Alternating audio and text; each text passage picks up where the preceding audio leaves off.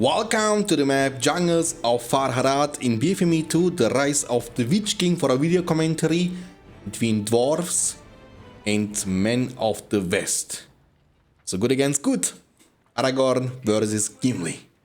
Who is going to be the victorious fighter? And also quick question to you guys in the comment section down below. Who you think is going to win if in Middle Earth, I mean in the Lord of the Rings, if Aragorn would fight all-out fight against Gimli? I mean, Gimli, do not underestimate the dwarves, okay? So Gimli is not weak by all means, and he can do unexpected stuff. So, you know, share your opinion in the comment section down below. Okay, so we have 4 mineshaft opening for dwarves, economical opening, which you can afford to do on a map like this. Jungles is a massive map, and the travel distance from the one location to the other location is pretty long. And for that reason, you don't need to go for an early barracks. And if you go for early barracks like the Man of the West player did, what you can do is use your pikemen to creep, to get a bit more space, money, and also create yourself more momentum. Destroy it! Okay, so that's gonna be uncontested creeping, barracks opening into the 2 Rohan Spearman units into the soldier. In the meantime, we have 4 mineshaft opening into the Hall of Warriors and 4 Chorks simultaneously. I mean, this opening will give you lots of wealthiness at the beginning of the game and allowing you to do stuff like this, okay? But in the meantime, the Man of the West player will get 2 creeps for himself, pretty much uncontested. And in this map, just like in almost every other map, the map control is very important. The soldiers are zooming, and that's gonna be the creep number 3. Uno, dos, tres. But he needs to be careful. You need to kill the warg first. Yeah. I mean, the warg has no chance. The creeping is not as difficult in this game as it is in BFME1. Okay, so this signal fire will give you lots of vision control, will reveal the area, and if you control that, it's pretty good against dwarves who are looking to sneak in some mineshafts around your side of the map, and this will prevent this from happening. The battle wagon has to avoid trampling into the spikeman. The soldier has been badly damaged, and it looks like the dwarves will be able to win this fight around this area with the guardians and the phalanxes. Barracks number 2. So spam, spam, spam, spam, spam. Rise of the Witch King is a game in which quantity is at least as strong as quality, if not stronger. Okay, so it's gonna be, at the beginning of the game, you will see lots of, you know, swordman, pikeman spam. That's just the way the game is developing. And in the mid to late game, we might see some heroes. The Dwarven faction has the following heroes to offer. We have Gimli, Gloin, King Brand, and also King Dane. These are the 4 heroes from the Dwarven faction. Men faction, on the other hand, has actually plenty of heroes to offer. You have Aragorn, Gandalf, you have Eowyn, Eomer, Theoden, Boromir, Faramir.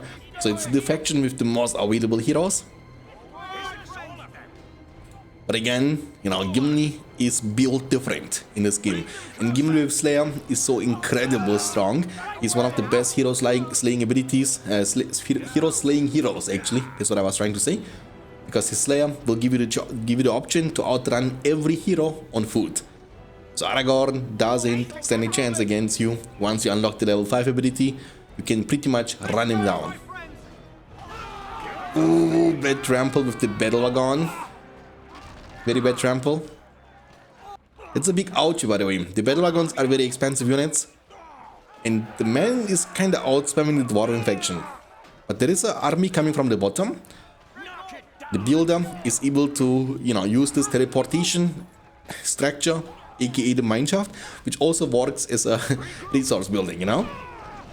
The creep is gone, and he was able to lure the troll into the guardians. That's pretty good. I like that one. Punch him in the face. Oh, I'm a mean one. And you can't get away from this dude. It's not possible. And you see, you need to always utilize your own strength and kind of punish the enemy weaknesses. In this specific matchup, I mean, in pretty much any matchup in which you play dwarves against any other faction, you will lack the movement speed. So in a long run, you will not be able to catch up to anybody, and you also will be caught every single time.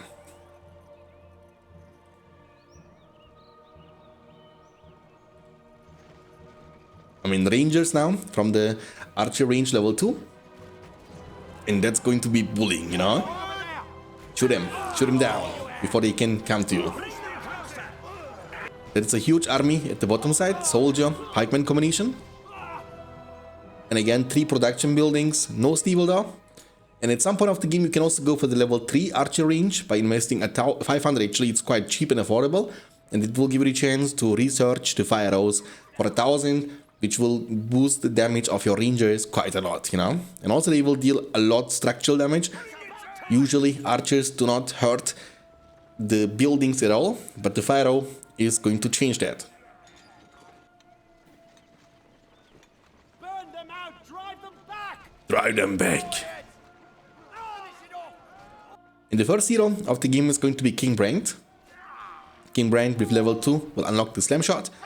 And with level 4, the train archers, and with level 7, the beast lay arrow, which is not super effective against the man faction.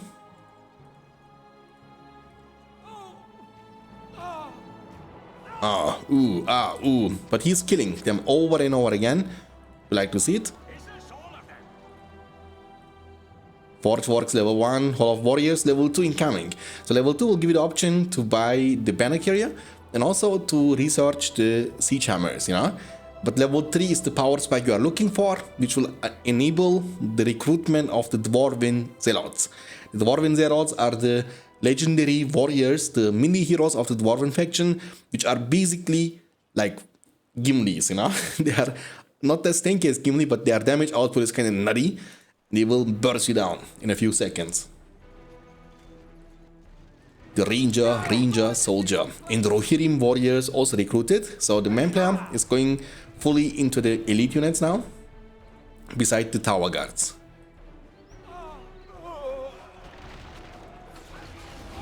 The build has been used from the spellbook. Talking about the spellbook, we have 13 power points. Oh, beautiful shot on your face. We have 13 power points for major effects, the man player, after the rallying call. And his opponent has 5 power points after rallying call and rebuild. So, long story short, the man player is leading in the power point department, but not by a lot.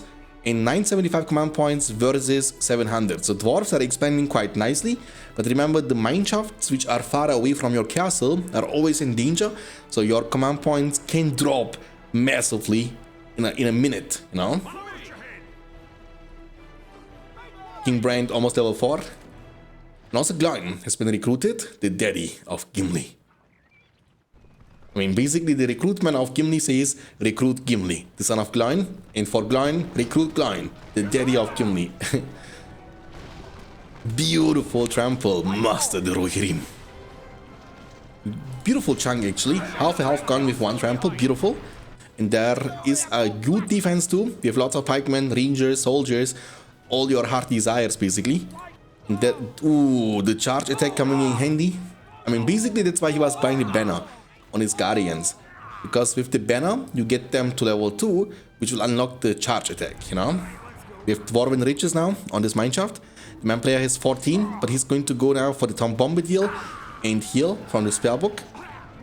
And dwarves went for 5, 5, 10 power points. So heal coming in clutch from the Man of the West play major effects. Remember, he can use the Tom Bombadil whenever he wants to. Tom Bombadil is basically like a small Gandalf with his Sonic Song. He can knock people down on the ground, and also he's a good counter to heroes. Remember, the Dwarven heroes are very mobile, and Tom Bombadil is able to knock them down over and over again. He's gonna use them defensively though. Oh, not the greatest Sonic Song. But he doesn't care because he's a dancer. Look at the moves. Oh, ooh. Okay, I mean basically the dwarves can't get away, but there was a good move from the Dwarven faction player. He was splitting up the army, so Tom Bombadil can't chase down everything and everyone at the same time. We have Theoden King on the field as a sportive hero for the Rohirrim, and also we heard Boromir, the captain of Gondor, joining the battlefield. So unlike in BFME 1, in BFME 2 and Rise of the Witch King, they united Rohan and Gondor in one single faction, which is something I'm not a big fan of. I like when they are separated, you know, Rohan and Gondor. But that's just how it is in BFME 2. Boromir. Stubborn Pride, or not Stubborn Pride, Last Stand. Just like in the films, when he's getting low, he will refuse to die. I mean, he's going for upgrades actually on this Guardians, getting the Forge Blades. No, he doesn't go for it.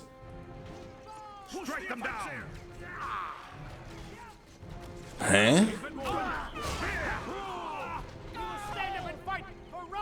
The troll is still alive, by the way. That's kind of unbelievable. Thank you so much for the follow on my Twitch channel. Really means a lot. Welcome. Hope you're gonna enjoy your stay. Okay, so I mean, he's defending this area with Rohirrim and Theorin. One of the mechanics I like in BFME 2 is when you combine, like group all the units with different movement speeds, they will still move at the same speed based on the slowest possible unit from the selected units, you know? That's such a thing doesn't exist in BFME 1, unfortunately. With King Brand, level 5, Boromir is leading army at the bottom side. So we have two armies from men, kind of protecting, defending, and also he's collecting lots of power points. Now we have Forge Blades, and also going for the Mithril Mail for the ultimate tankiness. You can see the golden armor from the Dwarven faction. The battle wagons are coming for the sport. Remember, this is with the well, so they will permanently get recovered over and over again. We see a Hobbit special summon. Frodo Baggins is using his Field of Galadriel. That's why the enemy units are scared of. And boom, chakalaka, the King Brain slap shot is coming in handy. And also, oof, what a fiesta. We hear only crying, you know, like, stuff is dying. But I think the dwarves are kind of winning this, or are they not? I think they are not. And also he's buying heavy armor. I didn't even know that this is actually possible, by the way. He was buying heavy armor on his battle wagons. Yeah, it is golden armor too. Boromir screaming. But he will be able to survive this. Level 2 has already unlocked the leadership. So that's the beta version of the version 9.1, which you are able to get access to in the arena matchmaking. Again, if you are wondering, if you're like, hey Shanks, that's great, but how can I play these games online? Hey man, check the link in the description down below. There is a patch 2.2 launcher.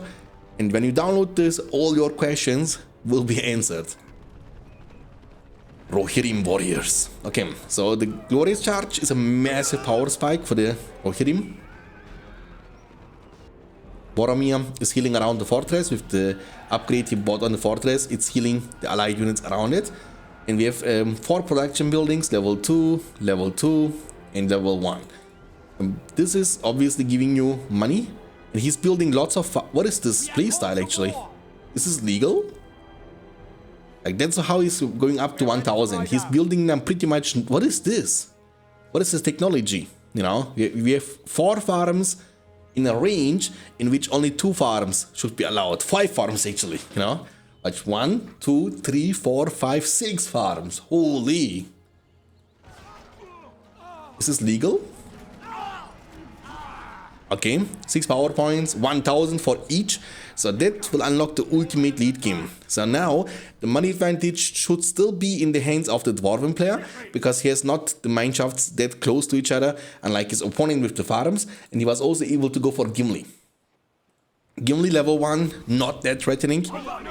But oh, he's also going for the Ivory Tower. So that's the vision of the man player. He's able to see everything. That's what the Ivory Tower is able to do. For 30 seconds, you will get to see the whole map. And that, against factions like goblins and dwarves, should be even more valuable. You know, he's looking for it. Boom! Level 4, almost level 5 though. We have also Eowyn, the shield maiden of Rohan, has been also recruited. Tom Bombadil is available for the next big fight. Pretty low cooldown, I believe. Actually, 6 minutes? Has it been already 6 minutes? No way. Guys, let me know in the comment section down below. Has it been 6 minutes since the last summon of the Tom Bombadil? It does feel way shorter than that. Dwarven Riches. 15 power points for dwarves. And the Mithril Mail is looking so nice, you know? And he's going for the Man of Steel. The Man of Steel will come with the Fire Arrow equipped when they will summon them. So they are the better summon compared to the Ranger summon from the Man faction player. Oh my god. The Man player will drop now. He has not many units on the field actually. But he has lots of archers and also horses. The level Oh, almost level 2. Kaboom! But they don't die, you know? They don't die anymore. They have heavy armor, mithril meal, and they are gonna become super tanky. But Tom Bomber is still able to knock them down. You see what he's able to do to Gloin. So he can just run over Gloin and keep knocking him down on the ground over and over and over again. And you basically can't get away from him. But you don't want to right click on the enemy units, you just want to go over them. So you want to click on this side, for example, so you can just run them down, you know?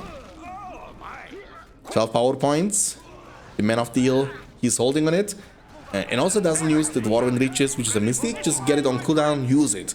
I mean, he has a lot of money, but remember, he needs to also invest a lot of money. Maybe Dwarven Zealots could be a nice choice. Or what he could go for are the Men of Steel from the archer range. The Trebuchet, it's gonna get shot a bit from the summoned Men of Steel army. There comes the slap shot, boom! But he's camping around this area. Theoden King is level, I believe, I can't click on him, level almost 6 though. Ooh, son. Okay, the Trebuchet has been taken down. King Brian is leading the armies to victory. Okay, beautiful. Forge Works, not Forge Works, it's Workshop. He's gonna get to recruit more and more Trebuchet, which are good against those immobile units and also especially against structures.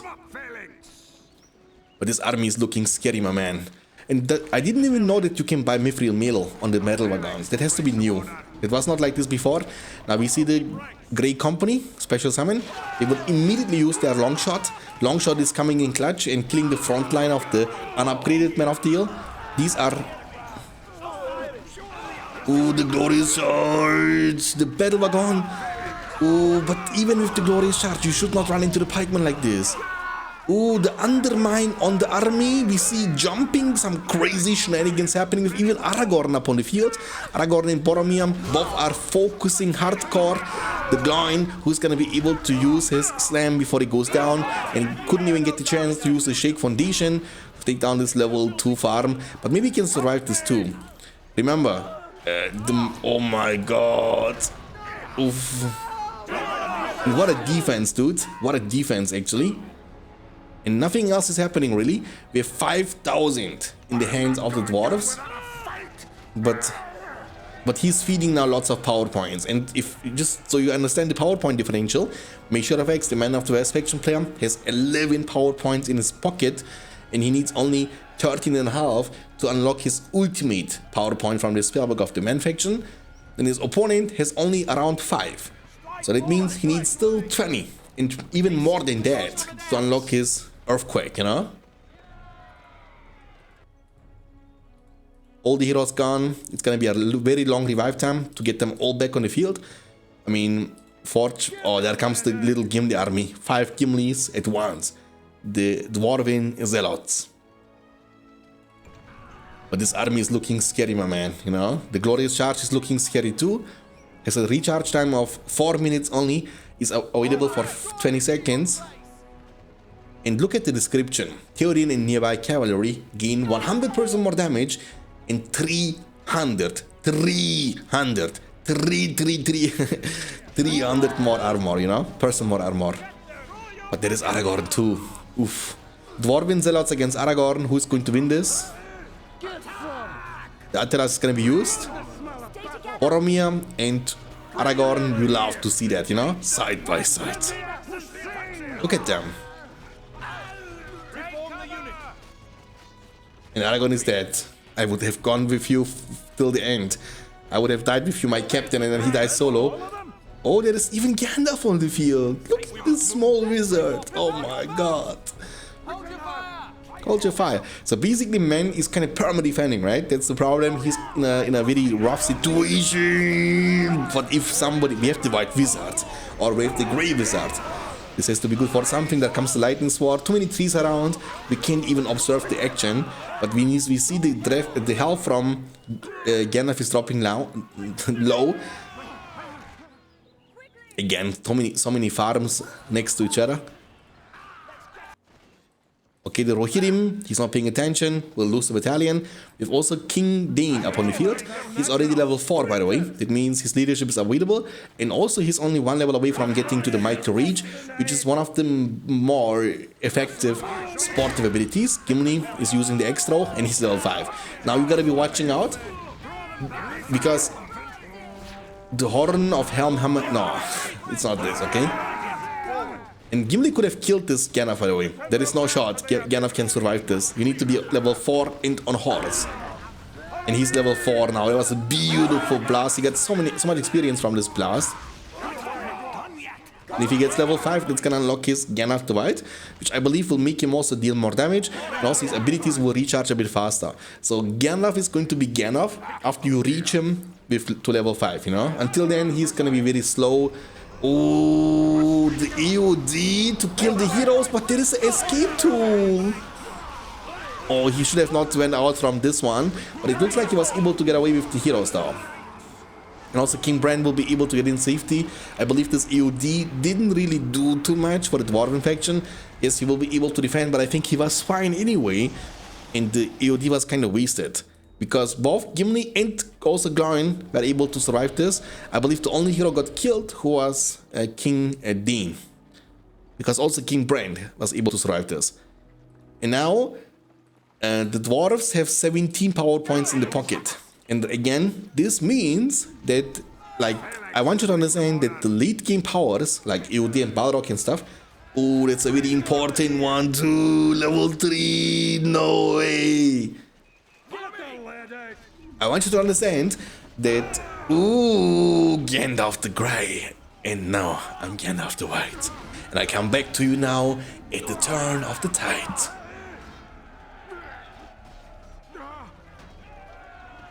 Okay, so 11 power points, but the scary thing is the AOD alongside with every other 25 power point has 12 minutes cooldown. 12 minutes. It's a very long time. That's a usual game duration of Rise of the Witch King, because the games usually last around this mark, 5 to 15 minutes.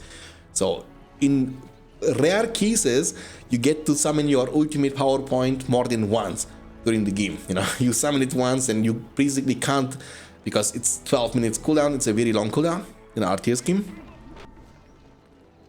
But the dwarves will get there very, very soon too. 22 power points, the trebuchet. Ooh, dude, I believe he has the same problem like me. He can't see the Gandalf. It's a camouflage kind of thing. He's hiding around the trees, and that's a mistake, sir. He's going for the heal, but it's gonna delay his 25. Level 6 Gandalf. Aragorn is back on the field, level 4. He has the Blade Master. That's gonna make him quite beefy, tanky, and also he will get the chance to hit like an absolute truck. Eowyn is cooking something, using all the abilities. And in Rise of the Witch King or BFME2, you can right click on multiple abilities. Gimli though is raging though. Boromir, Gimli, and Boromir will be killed. And now Dane is getting almost to level 10. That will unlock the Shatter Hammer. Gimli is not done yet, boys. Gimli is running it down, ladies and gentlemen. Eowyn, he doesn't care about woman or boy or man. He will run them down. And Faramir is here to protect his woman, his wife. Gandalf can use the Easter Light. He's going to blast first. And what is this gameplay? There comes the Shake Foundation on this level 3 archer range, which is quite beefy and tanky. Has 6000 HP. And be careful here.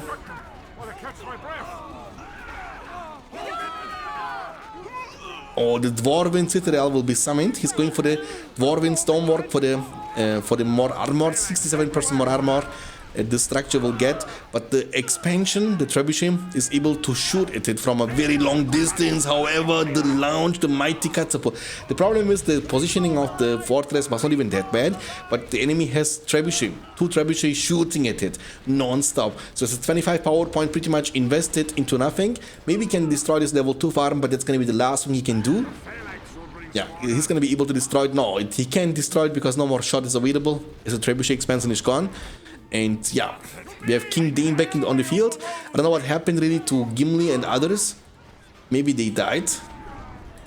This is a goner, boy. That's a very long game. Gandalf almost level 8 though. There comes the glorious charge, because he is planning to take down Gimli. Will Gimli survive this? Gimli, no. Get over here, Gimli, son of Klein. And that's gonna be a very long revive time too. Faramir leading the Rangers, and man is kind of holding it. Not gonna lie, he's holding it, boy. Like the hero spam, kind of doing a good job. Level 5 Aragorn. Remember, man has like 2 insanely well skilling heroes in the faction, and one of them being Aragorn with the Oathbreaker special summon, and the other one obviously is Gandalf with the Word of Power. And these two are scaling very hard, and if you ever manage to get both of them to level 10 at any point of the game, that should be your biggest win condition. Oh, the kings are fighting. Which king is gonna be which? Not which king from Mordor, but which is a question. Oh, my heel. Oh, the king of Gondor is no more. What is Gandalf doing there? Gandalf. Boom! You killed Aragorn! Oh my god, the healing, the pikeman damage against mounted heroes is kinda nutty though. I mean, to be honest, they have also leadership from King Dane plus the Mighty Reach, which again means additional 25% more damage. So King Dane all himself can give you 50% more damage, and it's a lot because they changed and nerfed all buffs and leaderships big time. Rallying Call used to give you 50% damage, that only gives you 33. And the leadership used to give you 33, now it only gives you 25. Cloud Break stun. Eowyn though. Eowyn seems to be a very tanky hero though.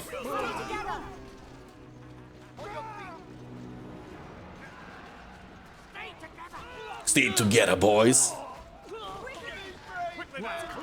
Quickly, man.